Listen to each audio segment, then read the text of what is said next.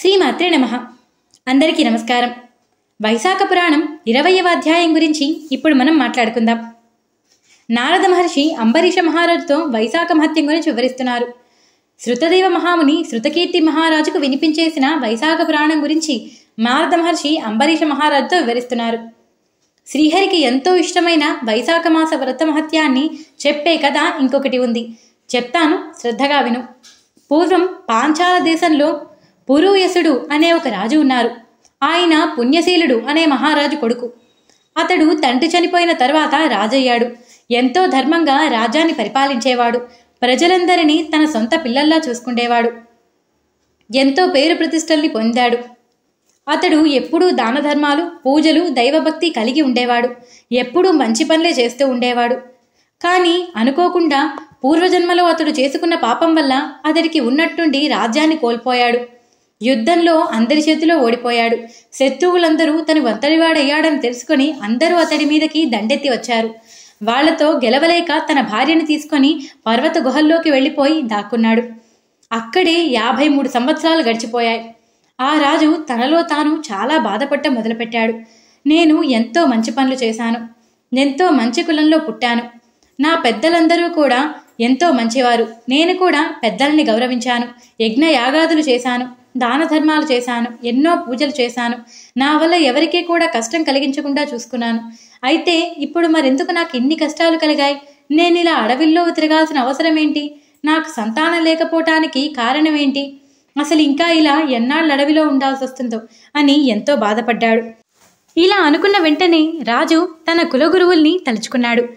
వెంటనే తన కులగురువులు తన ముందు ప్రత్యక్షమై తన బాధ ఏంటని అడిగారు. వెంటనే రాజు వాళ్ల కాళ్ల మీద పడి చాలాసేపు ఏడ్చాడు.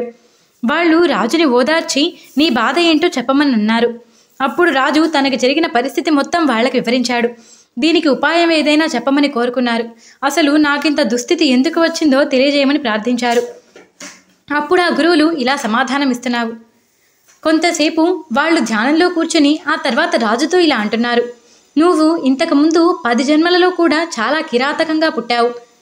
10 జన్మలలో కూడా అడవుల్లో ఎక్కడో ఒక్కచోట దాక్కొని దారుల్లో వెళ్లే వాళ్ళని భయపెడుతూ వాళ్ళ దగ్గరున్న నగలు, బంగారము, డబ్బులు తీసేసుకుంటూ, అంతేకాకుండా మృగాలని క్రూరంగా హింసిస్తూ వాటి నుంచి వచ్చే మాంసాన్ని తింటూ ఎంతో మందిని బాధ పెడుతూ బతికావు. కొంచెం కూడా దయా జాలి అనేదే లేకుండా బతికావు. మనుషులకి దానం చేయాలి అనే ఒక చిన్న ఆలోచన కూడా నీకు రాలేదు. ఎప్పుడూ పక్క మనిషి గురించి ఆలోచించాలని కూడా నువ్వు అనుకోలేదు. దానివల్లే ఇలాంటి పరిస్థితి నీకు వచ్చింది. చిన్నపిల్లలను, మృగాలను, పక్షులను, దారిలో వెళ్లేవాళ్ళని అందరినీ కూడా భయపెట్టావు. అంతేకాకుండా వీళ్లలో ఎవరైనా నీకు ఎదురు తిరిగినా, నీ మాట వినకపోయినా చంపేశావు. దానివల్లే ఈ జన్మలో నీకు సంతానం కలగలేదు. అందరినీ బాధపెట్టి వాళ్ళ దగ్గర నుంచి డబ్బులు తీసుకున్నావు. ఏ రోజు ఎవరికి దానం ఇవ్వలేదు. దానివల్ల నీవు ఈ జన్మలో దరిద్రుడిగా మారాల్సి వచ్చింది. అకారణంగా దారిన వెళ్లే వాళ్ళని ఎంతో బాధ పెట్టావు. అనవసరంగా నిన్ను వారు ఏ ఇబ్బంది పెట్టకపోయినా సరే నీవు వారిని భయపెట్టావు. ఆ పాపం వల్లనే నీకు నీ రాజ్యం శత్రువుల పాలైపోయింది. ఎన్ని పాపాలు నువ్వు చేసినా నీవు రాజకులంలో పుట్టడానికి కారణం చెప్తాను, విను. నీవు గౌడదేశంలో అడవిలో కిరాతకుడిగా గత జన్మలో ఉండగా ఒక ధనవంతులైన వైశ్యులిద్దరూ అక్కడ వచ్చారు. వాళ్లతో పాటు కర్షణుడు అనే బ్రాహ్మణుడు కూడా ఆ వెంట వచ్చారు. వారందరూ అక్కడ ఉండగా నువ్వు వాళ్ళని చూసి వాళ్లపై బాణప్రయోగం చేశావు. ఒక వైశ్యుణ్ణి చంపేశావు. రెండవ వైశ్యుడు చంపుతావేమో అన్న భయంతో అతడి ధనాన్ని ఒక పొదలో దాచిపెట్టి తన ప్రాణరక్షణ కోసం పారిపోయాడు. ఇంతలో ఆ బ్రాహ్మణుడు నిన్ను చూసి ఎక్కడ చంపుతావో అన్న భయంతో పరిగెట్టుకుంటూ వెళ్ళిపోయాడు. నువ్వు కూడా అతడి వెనకే పరిగెడుతూ వెళ్ళావు.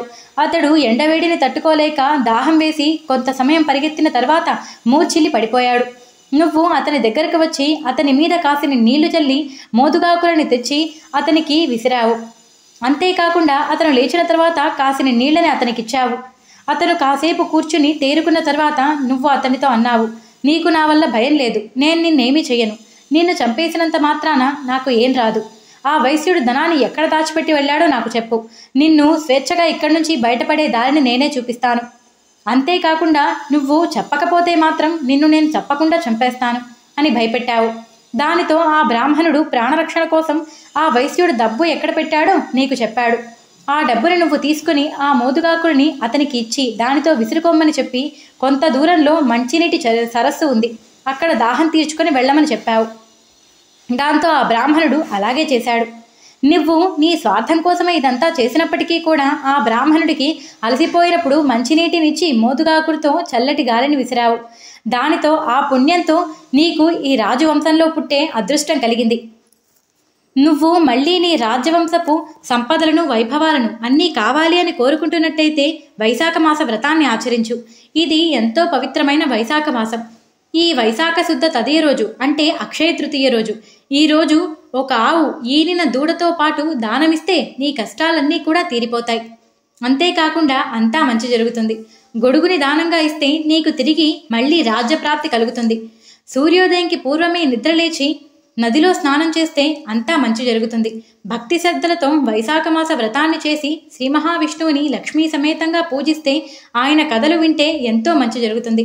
నీవు చేయగలిగినంత దానాలు చేయటం వలన నిన్ను వదిలి వెళ్ళిన నీ వాళ్ళందరూ కూడా తిరిగి మళ్ళీ నీ దగ్గరికి వస్తారు. లోకాలన్నింటినీ కూడా గెలుచుకున్న వాడిపోతావు.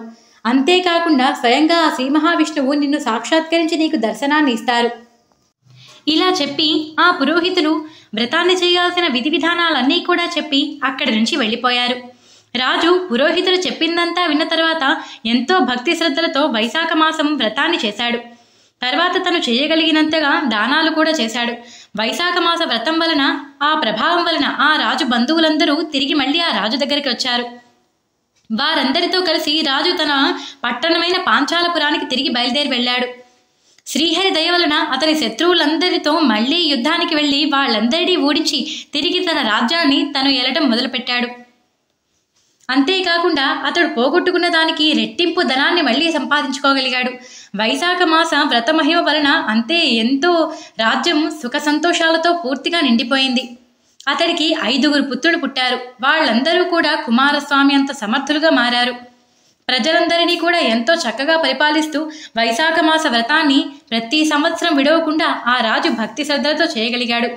ఇలా ఆ రాజు ప్రతి సంవత్సరం చేయడం వలన ఆ శ్రీహరి ఎంతోగానో ఆనందించి అతడికి వైశాఖ శుద్ధ తృతీయ రోజు అక్షయ తృతీయ రోజు ఆ రాజుకు ప్రత్యక్షమై కనిపించాడు.